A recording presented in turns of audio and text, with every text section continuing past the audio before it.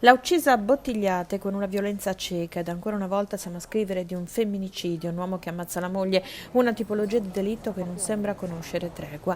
L'elenco si allunga ed ora nella macabra lista delle donne a cui è stata tolta la vita c'è Cinzia Luison, fermata parrucchiera di Sastino di Livenza, nativa di Pramaggiore, 60 anni.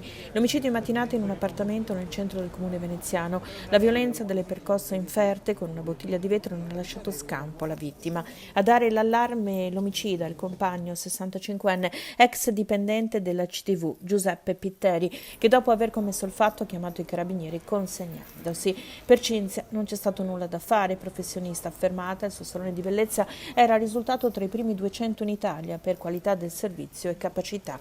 Per ricostruire la dinamica del delitto sono intervenuti i carabinieri del Comando Provinciale di Venezia, quelli di Sastino di Livenza e i militari del nucleo investigativo.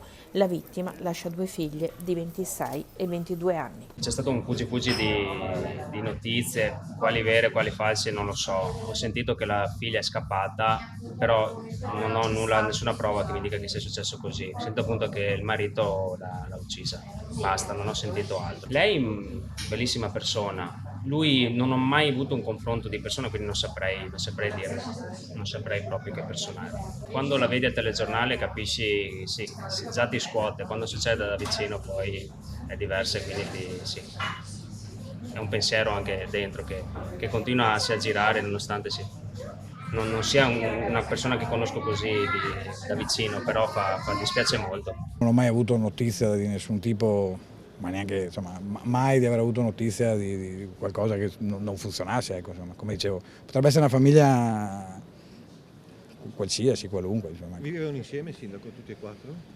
Questo non lo so, sicuramente lui e lei vivevano insieme, sulle figlie non so se vivessero qua, se studiassero via, insomma sono 2 ragazze insomma, che si incrociano in piazza insomma, nei vari momenti della comunità, ma è un'attività in proprio, quindi insomma conosciamo anche se non è a Santino la sua attività, insomma sono 2 persone insomma, presenti, insomma, quindi come dicevo ci si conosce tutti alla fine, nel senso che poi siamo 13.000 abitanti ma poi la piazza è la piazza, insomma, per cui insomma, ci si incontra e ci si conosce tutti quanti, quindi insomma, la cosa colpisce. Una persona, una lavoratrice, insomma, una persona impegnata nel suo lavoro, che viveva insomma, le piazze, i momenti, le cose riservati. Ho sentito poco fa la famiglia proprio per dire insomma, che per tutto quello che serve insomma, siamo a disposizione, perché poi queste sono tragedie che sì, complicate umanamente da gestire. Bellissima.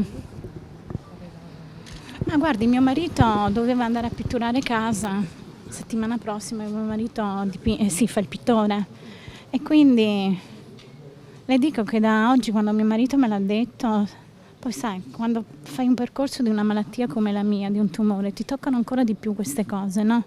Perché la vita è straordinaria, buttarla così, no, non è giusto. Con Cinzia è andato via un pezzo di sole, un pezzo di vita.